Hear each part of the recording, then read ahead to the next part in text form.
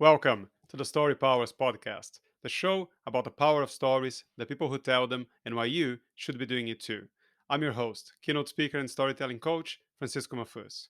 My guest today is Mahfuz Chowdry. Mahfuz is an award winning brand manager at Candybox Marketing, ranked as one of Canada's fastest growing companies for the last 3 years in a row.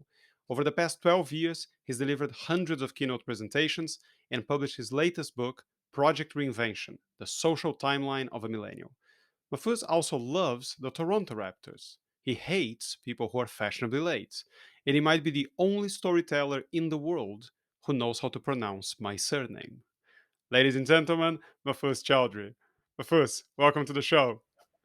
Francisco, it's an absolute honor being on this show, and I think that this is long overdue, my friend. We have the exact same name with the exact same spelling. We're both in the world of speaking, podcasting, and an author, and our brands almost look exactly alike. I think the universe was trying to get us together for a long time, but it finally happened, my friend, and I'm absolutely honored. Thank you so much for having me on the show.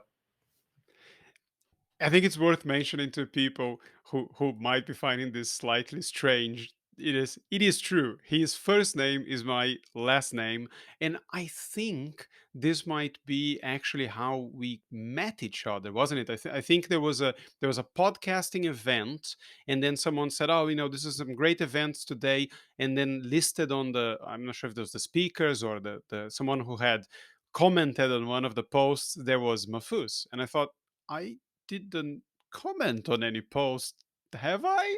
And then I looked into it and found out that that was you, and I think that's how we actually got to talking. Unless I'm completely misremembering this. No, no, you nailed it. It's from all the origin stories I've ever shared of how I met people, that was definitely the strangest, but it was meant to be, man. And it immediately launched me into curiosity mode. I looked into a lot of the stuff that you do, trying to figure out who's this other Mahfuz guy trying to take up the space in the world of podcasting. And I have to tell you, Francesco, in terms of like listening to intros of a podcast show, you might, my friend, have the best set of introductions I've ever seen on a podcast show. What went from me researching a full episode, it went into immediately me binging just all your intros. Like I never even got through one episode because I was so interested in how you introduced your guest. It's so fun. You really come through in terms of storytelling and your personality. I love it. Well, I've said a lot about the intros in this show. I don't think I need to go into massive detail again, but I will say again, it is the hardest part. Like often I have a full list of stuff that I want to talk to people about, and I'm still cracking my head against the wall going, I haven't gotten anything funny to say. What am I gonna introduce them with? And then it's just sometimes I'll listen to an extra podcast episode or two. I was like, just one thing, just give me one thing I can use. I might be overdoing this slightly, but it is fun. I usually get people to laugh straight away, and I that always makes for a more interesting conversation because unlike other podcasters, I don't do pre-calls. I don't do anything. Sometimes the very first words I spoke to someone are pretty much the ones that are recorded. So I think I'll continue doing that for a while. Yeah, you're not lying. We haven't spoken in preparation of this call. We just knew we're both lovers of storytelling, and I think that was enough to get us on a call together, which I think was great. But your style is very unique because what you do that really helps someone like myself, a super shy introvert, someone that freaks out in preparation of these type of conversations. I found myself running laps around my house in preparation of sitting down right now to sit down and record with you. And right off the bat, you come in with your introduction. You got that classic smile of yours, and instantly I feel relaxed. Like your intros bring another level of energy, and I gotta just tell you, I really appreciate that as a podcaster. I think it's an interesting point that you raise about the nervousness and the fact that you're introvert. And I think that this is something that a lot of people don't get, is that doesn't matter how extroverted you are, and I would argue I'm pretty extroverted, and doesn't matter how long you've been doing this for, and like you've been doing this for at least speaking to audiences for a very long time, the nerves only go away completely when when I don't care. And that's a very rare situation, right? Someone wants me to go up on the stage for a group of people that I know super well. They like me already. Pretty much anything I say, they'll find funny. And I'm not expected to wow them. They just say, can you just give us an update on whatever? Fine, I'll go up there. There's no nerves. I'll just talk. But if I get a 10-minute slot online with a group of people that might not even be paying me, and I know it's not necessarily a massive networking opportunity or anything, I'm still going to prepare, and I'm still going to be, okay, I'm not sure exactly what I'm going to say. So there's always an amount of adrenaline and nervous energy. And in my case, it sometimes shows up as this really weird physical tics, right? So I'll, crack my neck many times, or I'll pull my socks up repeatedly. And, nobody sees this when you are online. But I remember when I was doing a lot of speaking at Toastmasters, you just in the sort of the corner of the room and people are seeing you act really strangely. And I'm like, just listen, leave me, right? Don't keep checking what I'm doing. I need to get in the zone.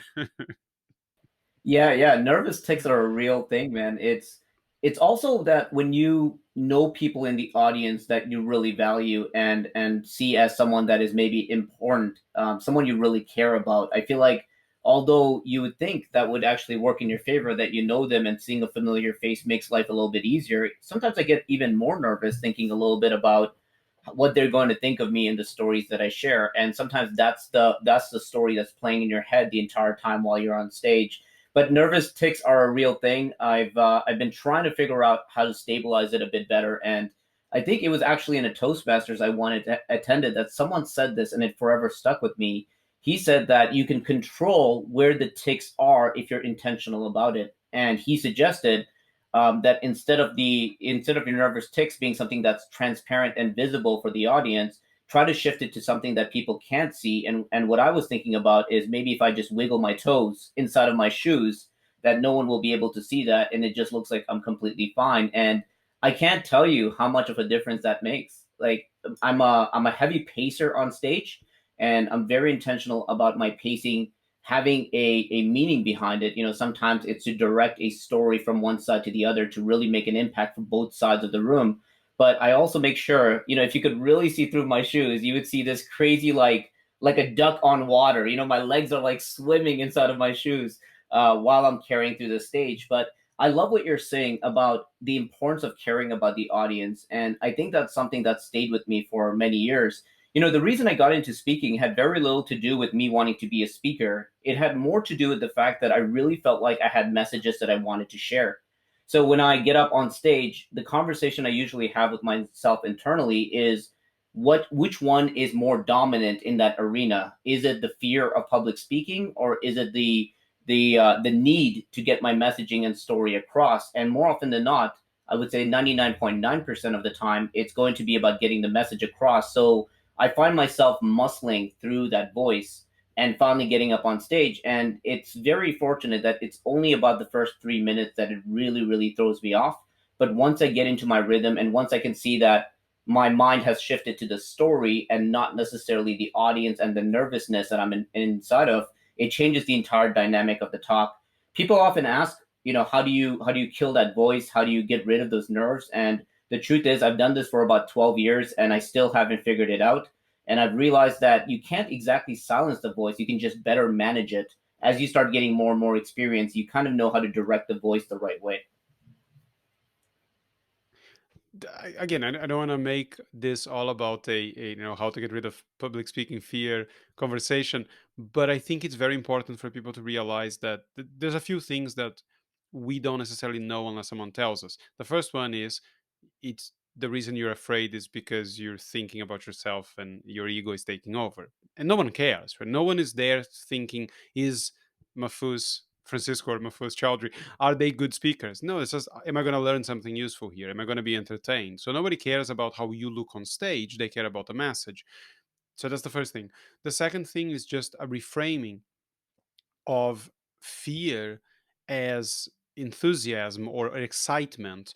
And there's plenty of stories of very accomplished athletes, for example, who suffered from nerves. Now, arguably the greatest football player of all time, Pelé, who played for Brazil, he famously would, I mean, he was the extreme case, right? So he would fall asleep before a game.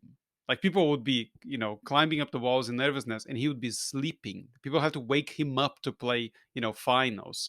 But there's also players, and I think this happened to Lionel Messi in the World Cup, where he threw up just before the game.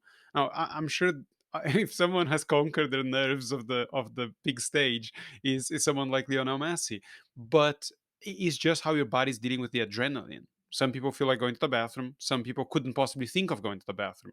And I think the moment people start thinking of, I'm really afraid, and just think, it's adrenaline, right? It's not a pleasant feeling, but it's just the adrenaline. That doesn't necessarily mean anything else.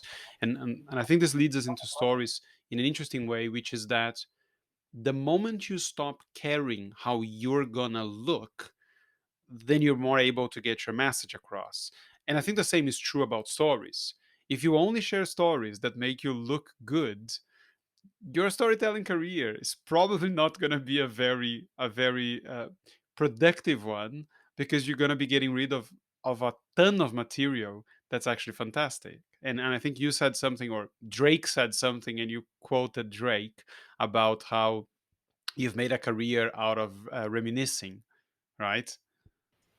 Yes, probably one of my favorite quotes by Drake, which is the emphasis that he puts around what that statement means. You know, he said it so nonchalantly on the song, and knowing Drake, he probably was referring to something completely different. But my takeaway as the listener of the song was the idea that if you think about Drake's career, his entire career was made by looking backwards and sharing as he went. Right, progress that happened in his life, things that are happening in the world, relationships that he came out of or went into. It's all about sharing the stories. And I really like what you mentioned about the unique ways that people handle the adrenaline, because I think this also ties in with the unique ways that people can share their story. And majority of that really ties in with the self-awareness that you need to have about what you're comfortable doing at first. I like the fact that we're not spending too much time on the public speaking component, because it's true, the public speaking component is just one of many ways to share your story. And the better you get at self awareness, the more you start realizing that there is multiple channels and many mediums for you to get involved in order to articulate your stories to the best of your abilities. I've had the opportunity to entertain multiple options. You know, I've done it in the format of speaking on stage, but then I've also continued to do it by releasing a book and putting it up on a shelf where anyone can get access to that and learn a little bit more about my life. I've also done it in podcast formats, over 140 episodes. And I can tell you that each one of these arenas are very, very different in the way that you play the game and the way that you articulate your story. What my encouragement would be for anyone, and something that I find myself doing a lot in the agency world as I work with clients every single day, is I spend a lot of time with the clients trying to figure out what makes the most sense for them in how to tell their story and what they want to articulate. You find some ones that the more often you go to like conferences and events, you start realizing that not all CEOs are great speakers. In fact, if I may be frank, most CEOs actually suck at public speaking. And that's okay. You know, like the success of their role wasn't created on their ability to execute on stage, it was their ability to execute in a business. Some of them will go ahead and still pursue the passion of getting up on stage and sharing that. I mean, we've seen, if you look at the career of Elon Musk, he started as a terrible public speaker, and over the years he got a little bit better. But he did it because he realized that the story was more important than the execution. And I think that's a big part of the understanding, is when you realize that the story is more important than the execution, as you suggested, the spotlight is taken off you and the spotlight is put in on the takeaways that the audience wants to see. And the more time you think about that, the less time you're worried about, why am I not communicating fast enough? Why am I spending too much time writing the perfect story, which is the biggest hesitation you see. A lot of people don't execute due to that hesitation of not wanting to put that first story out there. But when you realize that the story and the message is what deserves the spotlight, you start becoming very rapid fire, and the items that you put out there, whether it's in written word, spoken word, or even through visuals, start becoming a lot more frequent. There's something you said about how you interact with basketball. I think you were talking about how you should do things that you're good at. So you were talking about how you love the Toronto Raptors, you love watching the NBA, but you'd make for a very poor commentator or analyst of basketball games, because that's just not your skill. And I thought it was an interesting parallel where you got something that is super exciting, but you're struggling to communicate it in an exciting way. And I think a lot of people think that stories have to be that, storytelling has to be that. You need to find something really exciting and then you have to tell us about it. No, actually, you can be talking about something that is barely exciting at all, and is just the way you communicate that's going to make it exciting. And if you actually just do it in the form of a story without any significant craft, it by itself is going to be more interesting. But people get caught up in this whole, my stories are not exciting enough, or I don't have enough stories. And I've gotten rave reviews on some stories I shared on social media or on stage, and most of them are the simplest things in the world. Like I just did one yesterday where the whole story is essentially that I the first time I went skiing with my wife, I thought she was cheating on me, because a few days earlier she had gone out partying with she had gone to a ski slope with one of her best friends, was a big party girl, and she came back from the slopes, and she couldn't sit properly, right? So, and I'm like, what's wrong with your ass?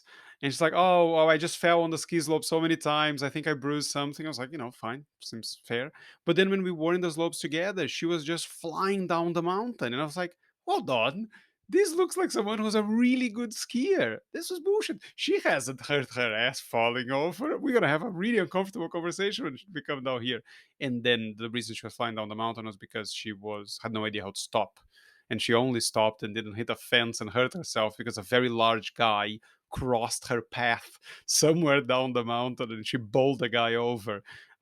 And again, there's nothing to it, right? I kind of just finished saying something like, after that, she's never, now when we go skiing, I ski, she drinks hot chocolate, she never had problems sitting again, and I learned to stop jumping to conclusions. Okay. But it's nothing, like nothing really happened. She kind of bumped into someone on skiing. There's a couple of things we said, but you can get a story out of that without basically any crafting. And I think people don't get that you can do that, and because they don't get that, they just don't think they have the stories. Yeah, what a great story.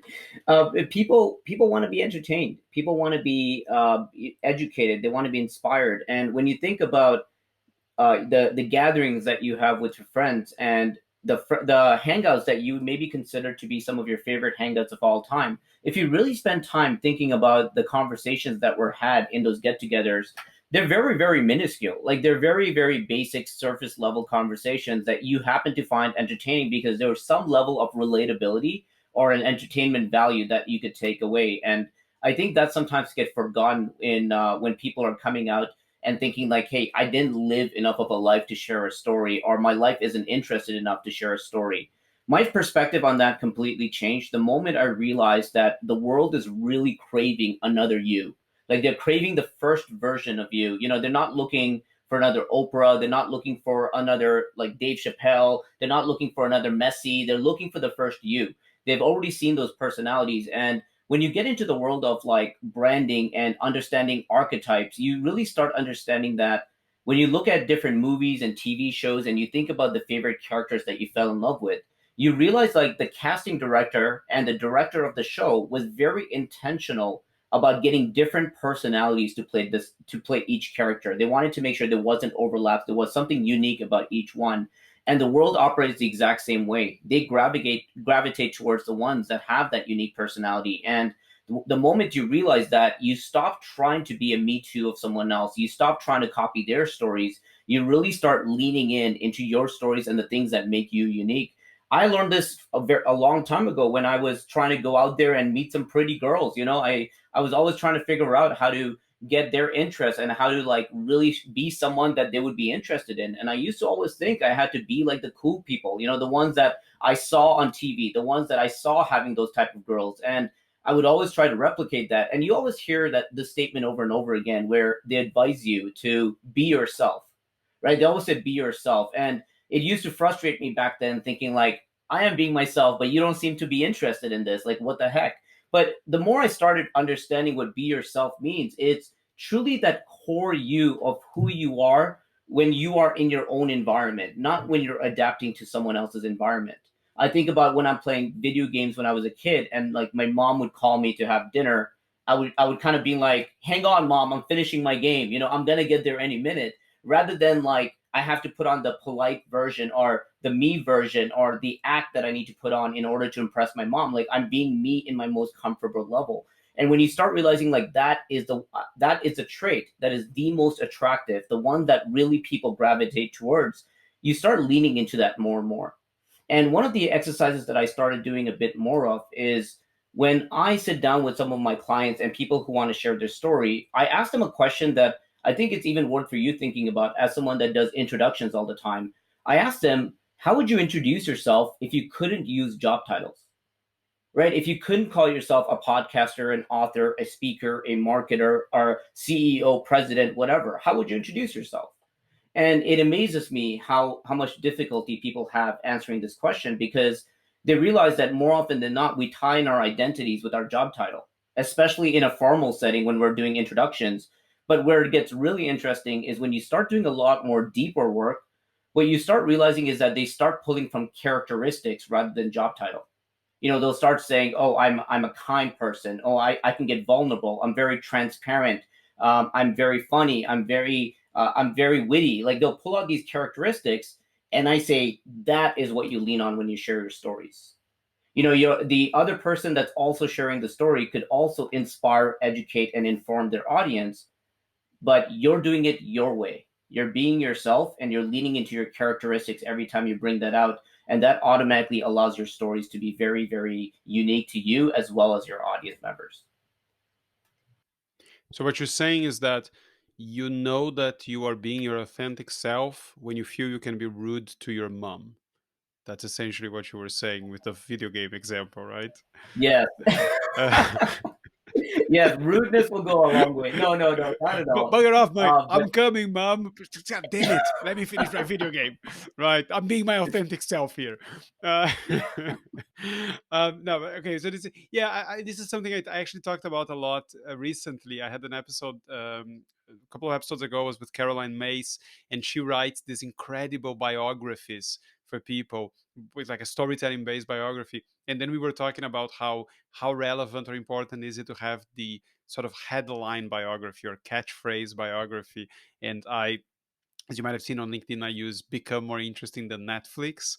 And on my storytelling course, I have what I call the 5 second story. So how can you tell people what you do without telling them what you do? And it's, for a lot of people, it's a big challenge, because either they fall into the super formulaic thing of I help X do Y through Z, which is all right. It's still better than a job title, or or they just go for the job title. It's difficult to find some way that doesn't sound super corny to say what is the ultimate result or impact you have on people, but saying it in a way that doesn't sound really strange. So yeah, and I think it's an interesting one, and it's from a branding point of view. I think you know this a lot better than I do. But if you don't have one line that you can use to define yourself, then you probably need to do a lot more work getting your branding sorted, right? yeah, and even worse is if you don't have that one line figured out, you're letting your audience define that for you, whether you like it or not. And the reality is that your branding isn't it's not standstill. It's moving either against you or for you, depending on how you're presenting yourself out there. We can all think about that one friend that will show up late, and you're like, well, we knew that was coming, right? Like, here he is again, 2 hours late. Like, you almost expect that from that person, and that is their brand. Like, that's their reputation, and that's not a very good brand, because what that also results in is probably their friends not recommending them for the job, not recommending them to join their company, because they know that tardiness and like being late is something that they really, really have within their brand. But what about that person that the party gets a lot more fun when that person arrives? What about that brand? That's a pretty cool brand to have, right? You're showing up, and by showing up, people are already starting to get a version of who they think you are. What I suggest doing is really representing yourself in a bit more of an intentional way, so that you're not letting people on autopilot to kind of figure out what your brand is. For the visual learners, you can see that I'm wearing a shirt here that says "We the Brand." which plays off the famous slogan "We the North" by the Toronto Raptors.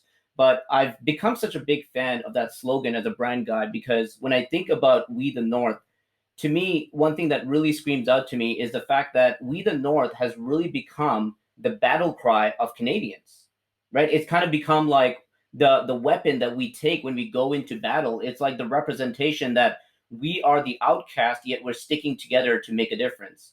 And that's how Toronto has always been portrayed in basketball, because they were the only Canadian team in the league.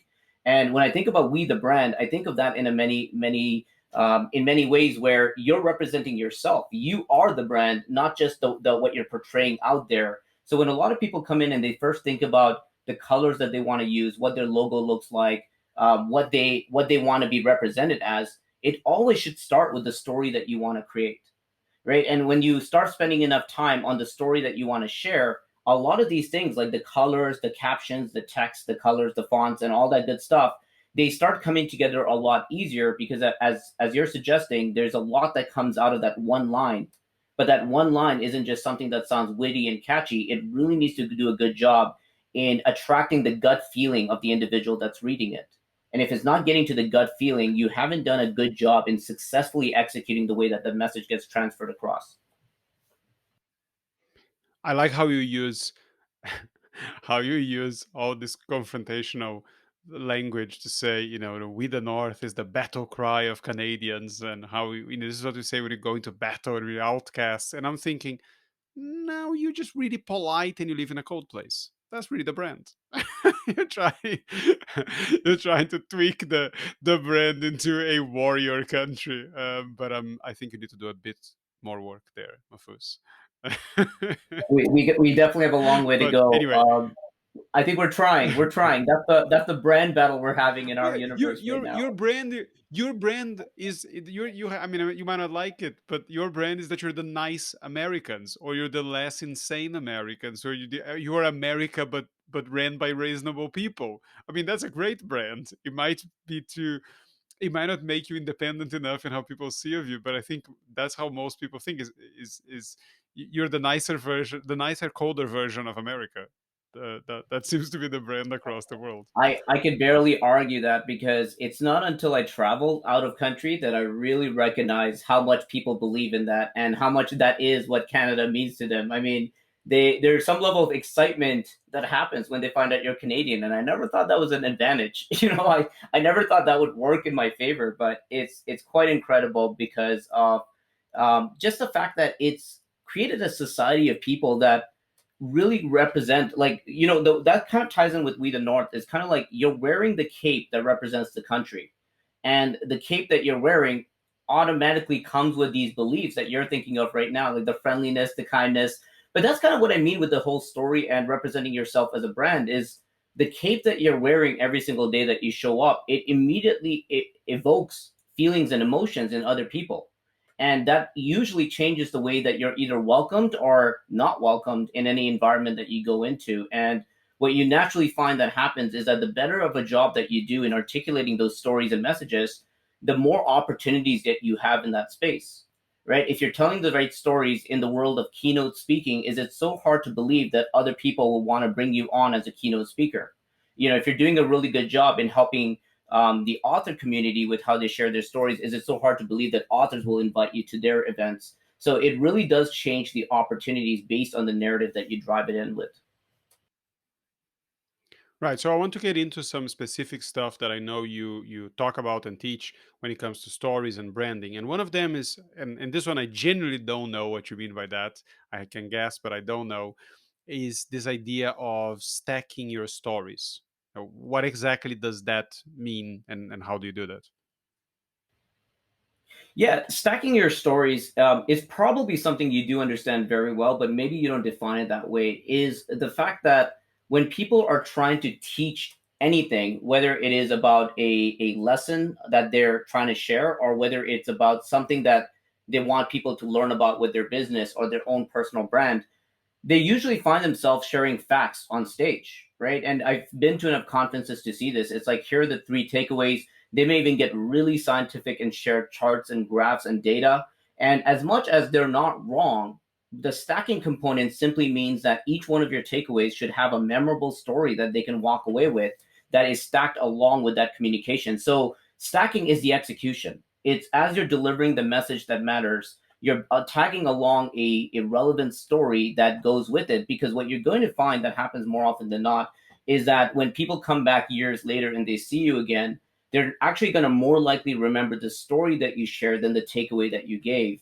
But as we learned when we were kids, and you think of a lot of those nursery rhymes and those kids stories like the boy who cried wolf, you remember the boy who cried wolf and instantly you think about, hey, I shouldn't lie or else this person won't believe me, right? The takeaway follows that great story that's shared. And so by stacking, the encouragement is to think about the relevant story that goes with it. Interestingly enough, long before I became passionate about storytelling, I was just someone that was speaking on stage trying to get a message across. And I remember that I spoke at one of my first events, which only had about 30 people. It was a small school that invited me to come and share. And I remember I did a quick talk. Now, majority of the talk was about marketing and using digital marketing the right way. But what was really fascinating is that as I was packing up and putting my laptop in my bag and getting ready to walk away, I looked up and I saw that there was a lineup of people that were trying to meet me after. And I was flattered. So I stuck around enough to try to meet every single one of them. But the first girl that came up to me, she had tears running down her face. And at first, I was really nervous because I was like, this was a marketing talk. No one should be crying here. Like, was I that bad? Like, what happened?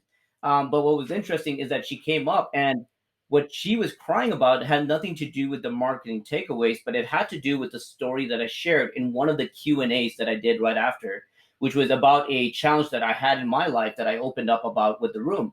And she was crying and she said, I wish I met you 3 years ago because this story would have helped me get out of a really bad situation. And at that moment, without even thinking twice, I completely changed my approach to public speaking. It wasn't even something that I had to sit down and think about. Instantly, I realized that my first talk, I was going at it all wrong.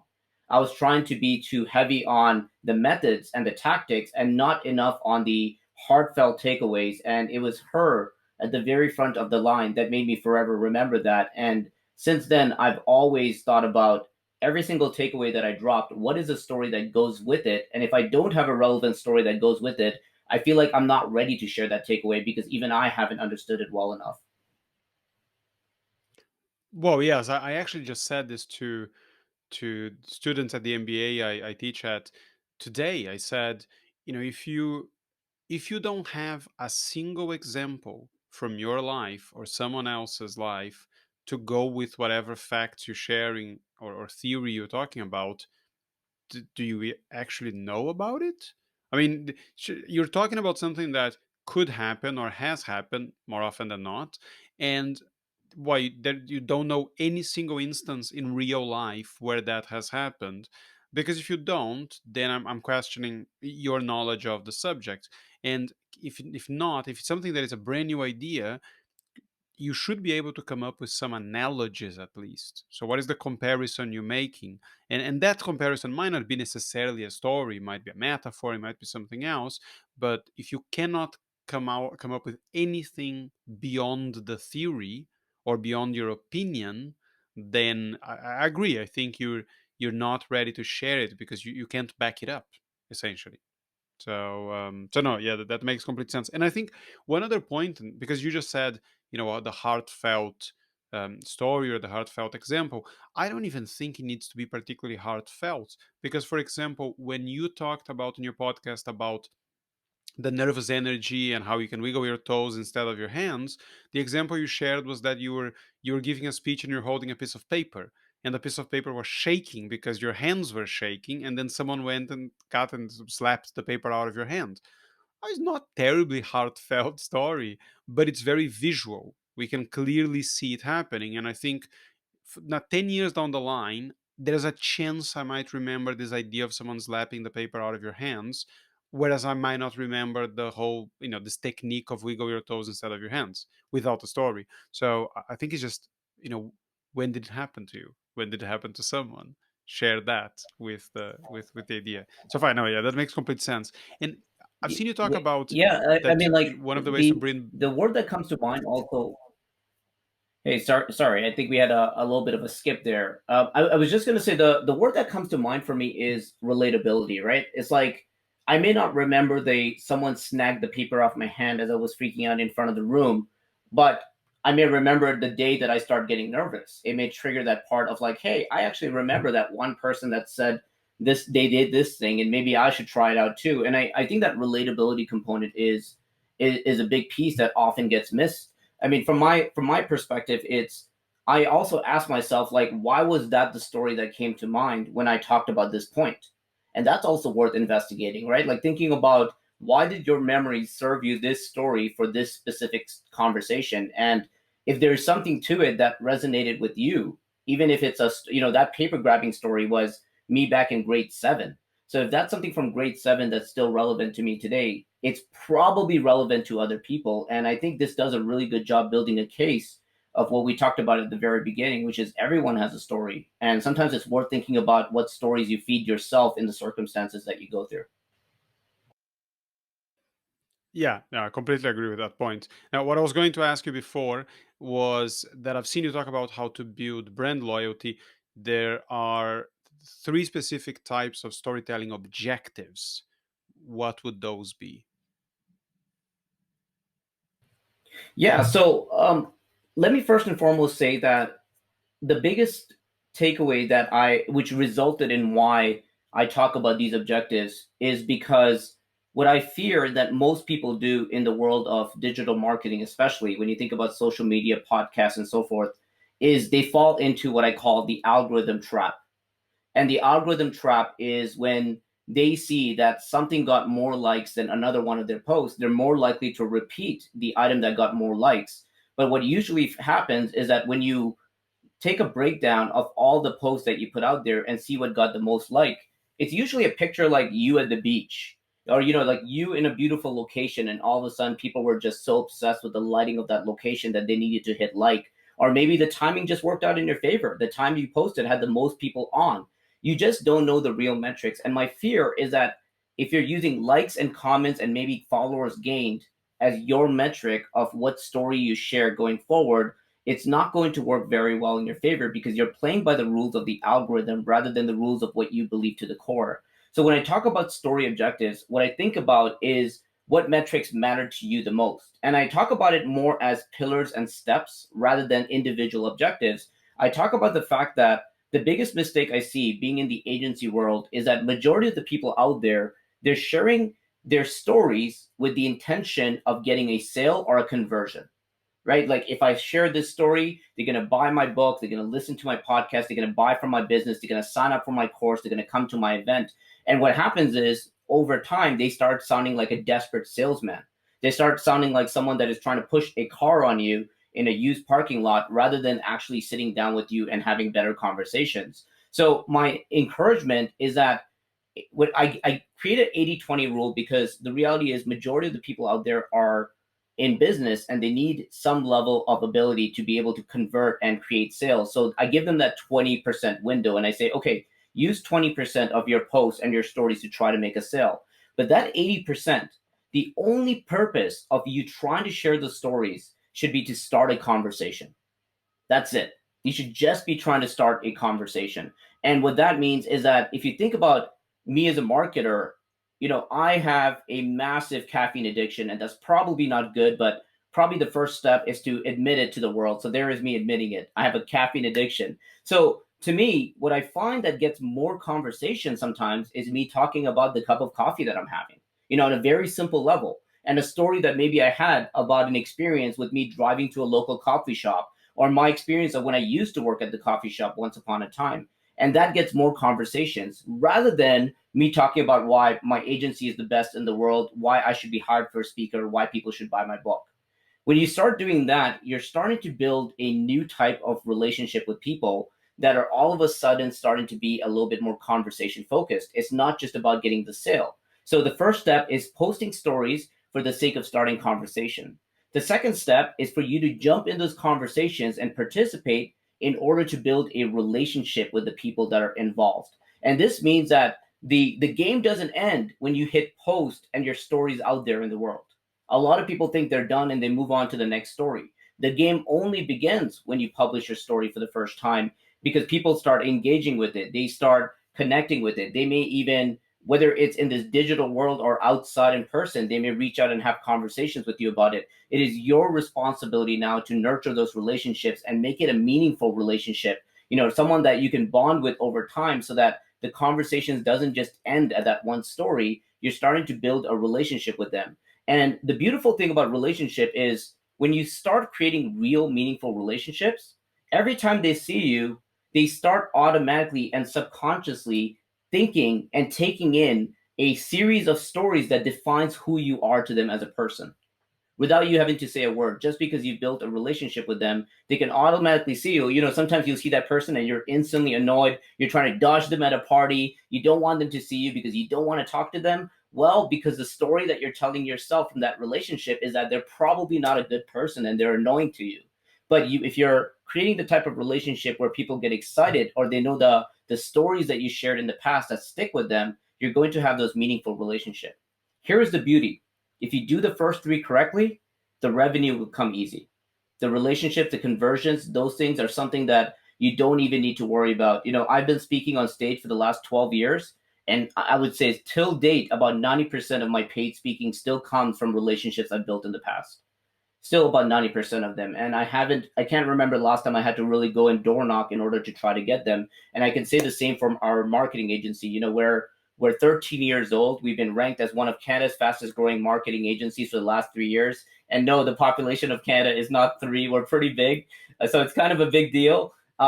And we've been ranked that. And I can tell you that we've been able to do that without needing to do outbound marketing. We've been doing that by the relationships we've built in the first 3 to 5 years. So if the approach in the market is about putting stories out there to create conversations and build relationships, you'll be amazed with how far you can grow any type of initiative that you have and the type of impact that you can create. Okay, so one of the questions that a lot of people have, and there's many different takes on this, but is what kinds of stories you need to be putting out there. So I've seen you talk about the concept of impact stories. So what, particularly thinking of branding and social media, which I know you have your fingers all over. So do you have a particular framework, or just a way of thinking about, so for example, is the story that you put out on LinkedIn very different than the story you would put out on Facebook or Instagram? Or how do you advise clients, and how do you look at this yourself, with these different platforms, these slightly different styles of platform?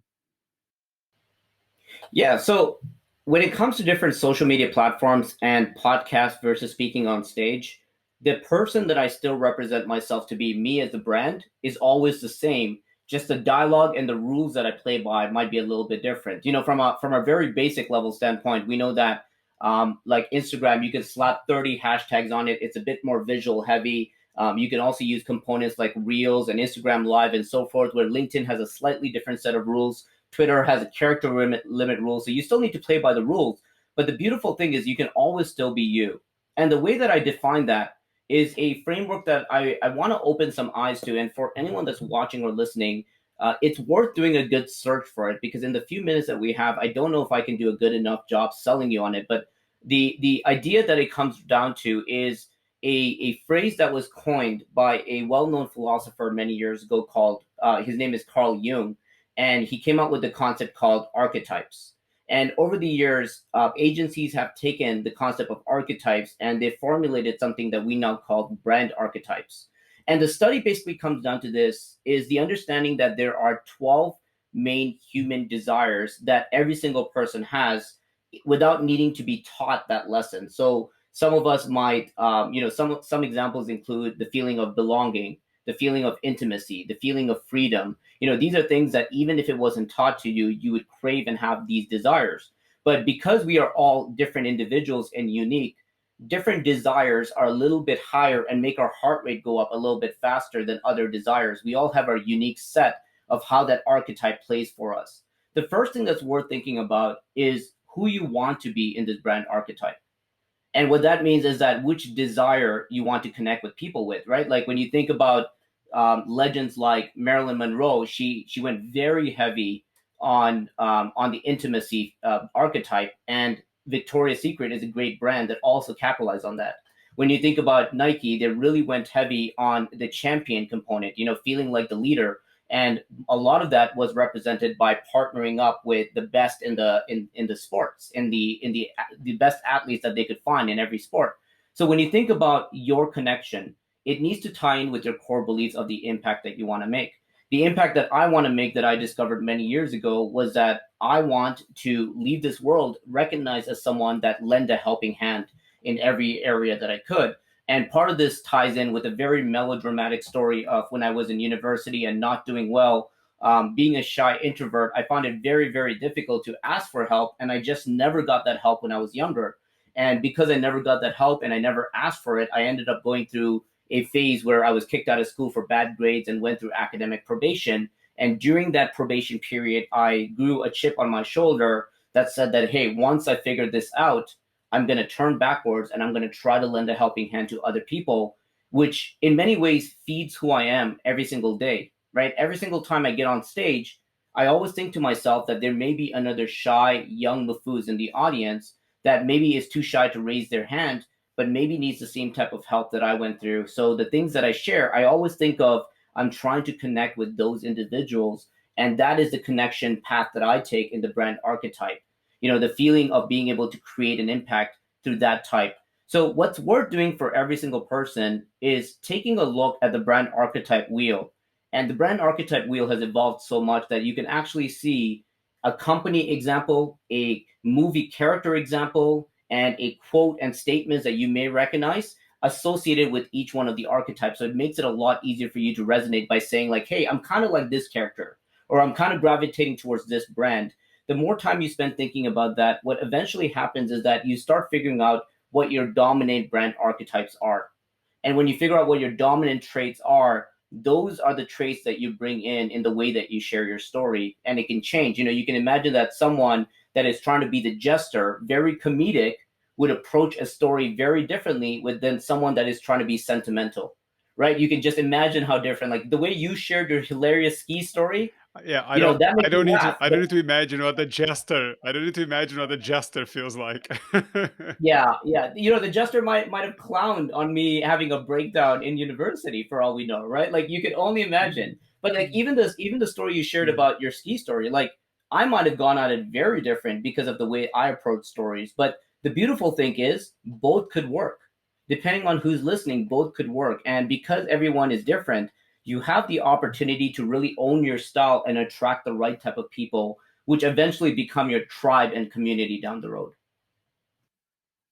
Mm. Yeah, no, I agree, and I think this is something to be said about personal styles, and I've often thought that there is, if you know what to look for, if you pick something that happened and turn it over and over and over, there will always be different angles to it, and you can always find different meanings to many stories. So one exercise that I've started doing with people in workshops is I ask them to tell me something that happened, and then I ask them and everyone else in the room to say what can that mean, what can that be a story about? And sometimes you get four, five, six different things. You can say, actually, all of them could be like we could tell the story with any of those six. What do we want to tell the story for? Are you trying to highlight that you're a fun loving person? Are you trying to highlight that you make mistakes all the time? You're trying to highlight how, I don't know, some people are not very supportive when they should be. Pick that thing, emphasize the parts that are relevant, don't emphasize the parts that are not adding to that meaning, and then go with that. And I, because I, for some reason that I'm not sure, I've delved deep enough into my psychological past to know, have, I abhor boring things, like, anything that is not, that it has an element of fun, to me just seems like a missed opportunity, assuming there is any fun elements to be had. So whenever I look at a story, I think, okay, now, in what way is this funny? In what way is this something to laugh about instead of something to be angry or to be disappointed? And there's almost always something, which explains a lot of how I approach most of my stories. It's beautiful, Right, right. man. There's You're something I wanted to ask you. Yeah. Go on. Sorry. No, I was gonna say like There you your go. story style is beautiful, and like as I've gotten to know you, every single time I see one of your LinkedIn stories, I stop and I read it. You know, it's just a very unique approach. But I think one thing we can agree on is the fact that it takes time. You know, it's a skill that you can get better in. A lot of people are afraid. You know, I when I look at your story, sometimes I think of people that may read that and be like, wow, I could never tell a story like that. Like, and that scares them away. But you've been doing it for such a long time, not to mention the amount of practice you get on stage and the fact that you teach these courses. Like, you have given yourself the capacity to grow in that space. I'm a huge fan of late Kobe Bryant, and as I was watching him growing up, that made me a big fan of basketball. I really appreciated his pride in becoming a student of the craft. And what that looked like was that he would immediately after the game rewatch the tapes, because for him watching those tapes would allow him, while the story is still fresh in his head, while the game is fresh in his head, he can watch it and identify what he could have done differently and improve almost immediately, if not physically, at least mentally for the next time. And I think storytelling is the exact same thing. You know, I can't tell you the amount of times, especially when I first started, that I would run to a local Radio Shack, you know, a small electronic store that's out of business now. And they had a audio recorder that had AA batteries. And I scooped it up thinking this is going to change my life. And I don't even know where it is anymore. I hope one day I can find it to do a Throwback Thursday post. But what I used to do is every single day I would go to an event, I would set that audio recorder on the podium, and I would speak, and I would instantly after that event go back and listen to it, and not only based on how I sounded, but how the audience responded. If people lined up after to meet me, I would keep that record going so I could listen to the questions that they asked or the things that they said, because there's very, very small hints and gems of them identifying which stories resonated with them the most. So when you think about sharing a story, be it if it's on stage, on social media, on podcasting, on books, even in a conversation that you have every single day with other people, spend some time reflecting on it, because that reflection will actually open your eyes on how much you can navigate and get better. And we often hear the statement about getting 1% better. And I think about if you got 1% better in storytelling every time you told your story, it doesn't take a long time before you really do a good job in finessing the way that you share that every day. I think something you said I want to pick up on, because it's not true at all, and I think it's important to say that it's not true at all. I haven't been doing this for that many years. That's the truth. Although I have been speaking in public for a very long time, and although I have told stories for a very long time, the way I tell stories now is already significantly different than it was a year ago, and it's vastly different than it was a few years ago. And I fully buy this idea that some people will see a story I've told, or that I've posted, and go, wow. And people say this, oh, you're a master storyteller. I'm like, no, I'm not. Like, I know from the top of my head, I've interviewed 10 or 15 people that are miles like they know stuff I don't even dream of not knowing. And and what people don't necessarily realize is that there are formulas for these things that once you incorporate them to the way you tell a story or you write a story, they just change completely how good the story comes across us. So, for example, in writing, usually all I do is, I know what the meaning of the story is, or I figured it out before I start telling the story. I think, okay, what needs to stay in, what needs to go out, then I write it. I try to have as much in dialogue and action descriptions as I can, because it makes it more vivid. In some cases, I will even write it or tell it in the present tense, because then increases the sort of the suspense of this is happening right now. I don't know what's going to happen. And then usually there's two other things that I think make a massive difference. I pick one line of dialogue or one strange line and move it to the top of the post. That's the hook. So, in this one about the ski was, she flew down the mountain and I knew she's cheating on me. So that's it, right? And the other thing I do is I keep making wrong predictions. So I keep saying, she's cheating on me. We're gonna have an awkward conversation. This is not gonna end up well. She's gonna fall, hit the fence. None of those things actually happen, but I keep saying them with conviction to misdirect the reader about where the story is going. None of those things are particularly difficult to do. And there are little frameworks you can give people and say, okay, fine, you wrote it. Okay, get the strangest line of dialogue and make it the first line. Okay, change this by that. And if people do it and apply themselves and write five, six, seven little stories like that, all of a sudden it's just a completely different thing they're doing. But I think the problem is that either people don't ever do it, they're going to tell one story in their one presentation that they're giving once a year, or they are trying to improve, but they're not following any type of method. There's no one saying to them, "You did this well. This is where you could have gone a bit better." But hand on my heart, I think the way I tell stories, like if you showed me any of the stories I tell now a year ago, I would have been impressed of how good I've gotten, because I didn't think I could do that a year ago. I was decent, but I was nowhere near as good as I think I am now. And I still have miles to go. Show me a story a year down the line, I'm gonna go, no, that's not me. That's someone much better than me telling the story. Uh, but but again, I do this podcast every week. I talk about it every week on social media. I read a ton of books on storytelling. So yeah, there is a craft, and you can dedicate yourself to it. Yeah, and you make a heavy point around increasing frequency as well, right? The amount of times that you do it in different ways also makes a world of a difference on how much better you got.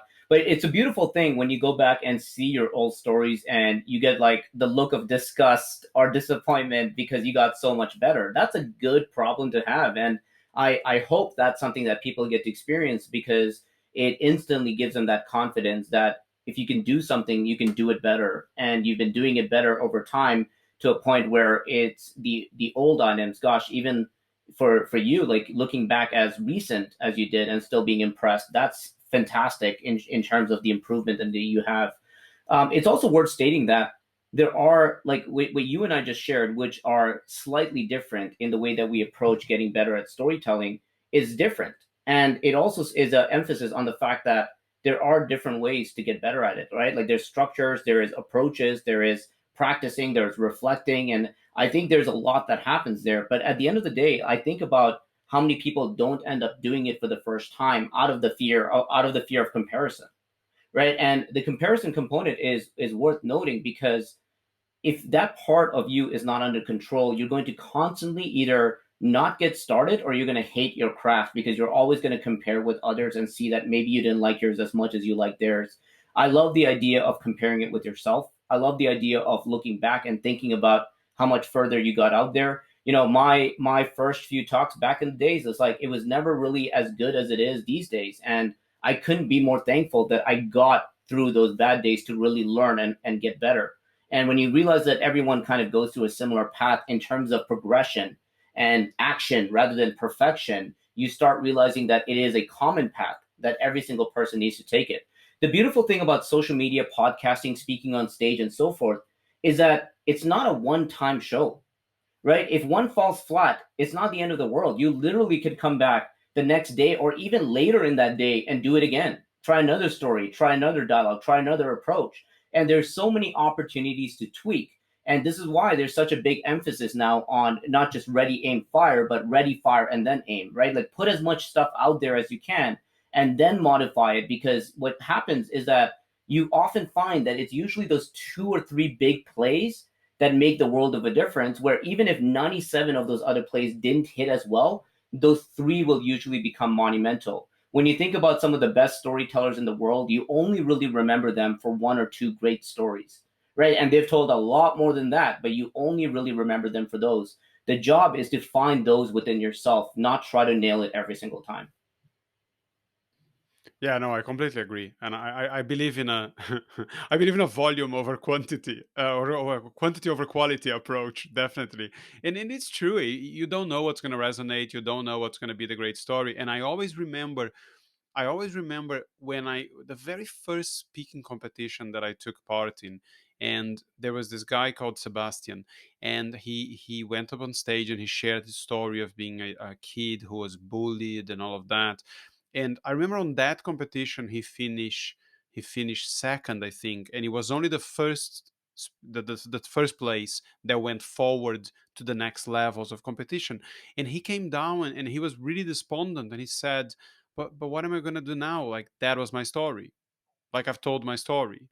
And I remember I didn't know any better at the time. I thought that sounds a bit dramatic, but I mean, I can kind of see that it's like his bullying stories, how he's grown up in this different, and it over the years it just hit me how absurd that statement is, and how you find that in the competitive speaking world, or in any world that involves storytelling, sometimes the stories that resonate with more people are the simplest, silliest things, and not this sort of big journey of self-discovery.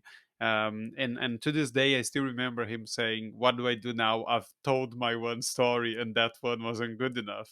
So yes, Sebastian, if you're hearing, I'm pretty sure you got over that now, mate. Hope so. All right, so you have your fingers in a lot of pies. So you're on social media and plenty of channels. And how many podcasts have you got now? I have over 140 episodes of my podcast show, Ride With Me. A crazy idea, it's called Ride With Me because somewhere along the way I decided that the best way for me to get a podcast out with my busy schedule is to mount a cell phone on the dash of my car and hit record while I'm driving, which gets terrifying sometimes and gets a lot of questions about safe driving. But I promise you, it's very, very safe, and it allowed me to get 140 episodes out. And since then, I've actually just launched another podcast show with one of my closest friends, and it's called Modern Mindset. And that just is, I would say, the evolution of me. Trying to better understand what I want to share with the world, and realizing that it was important for me to move away from some of the marketing and personal branding tactics and dive in a little bit more towards mindset, mentality, personal development, and those areas of the world that I'm very passionate about and don't get to talk about enough. So I've really dove in deep in that podcast. That's about 6 episodes deep, and that's a weekly show. And it gets me excited every Sunday morning. I got to tell you, I just love jamming with a good friend and have great conversation and great stories with them. No, I fully agree. I think I I find the idea. I've done a couple of solo episodes, and I'm not a big lover of the solo episode. I much prefer to have someone to bounce ideas off of. Although it must be said that in this particular case, every time I said your name, it sounded like I was talking to myself. I'm still not sure how I feel about that, but but I'm glad we managed to get this done. Hey man, it's so much fun, and I almost wish I practiced your way of communicating so that it would have almost sounded like you were just speaking to yourself the whole time. It would have been fun. I gotta tell you, the speaking to yourself in a podcast episode, there is some type of beauty around it when you're just thinking out loud into a microphone, because you think a lot in your head, and sometimes the ideas are unfinished, right? Because when you're thinking in your head, sometimes you jump from one topic to another because there isn't a demand or a necessity to finish a thought. You can just quickly jump into the next thing. When you're forced to think out loud, it makes you laser focus a thought, and you pour it out. And sometimes what I find is that while we're talking about storytelling, some of my best stories come out in real time when I'm just thinking out loud. In my podcast show, I've always gone in with no preparation. I would just have the theme of what I wanted to dive into. And usually, what happens is that I end up recording that episode and I'm shocked that I pulled out 3 stories that I didn't think I was going to pull out. And naturally, what happens is that those stories makes its way into my other channels, be it social media or on stage. So it's a quite a fascinating activity. If people aren't even doing it for the sake of creating a podcast or putting it out into the world, I actually recommend trying that out. You'd be amazed with what a big impact that makes in defining your stories and the words that you want to share. But perhaps not, don't do it while you're driving. It takes a professional to be laser focused on your theme and not kill yourself on the road. As a terrible driver, I feel very able to say that. Yes, yes. I do not in any way support driving and recording. I think that's going to be a new law that we got to make sure we take off the plate. Do not do that, but definitely try self narrative. It's a beautiful thing. Yes, yes. Podcasting, but driving while podcasting is surely to be a felony at some point soon, or it should be. All right, man. Thank you very much for coming along the show. We finally did it. None of us was late. I think we can keep our relationship going. I appreciate it so much, man. This is such a great podcast show as well as a great conversation, man. Thank you for all the things you do around the world of storytelling. I'm excited to keep up with their journey, and I'm excited to keep hearing the other stories that you share on this show. All right, everyone.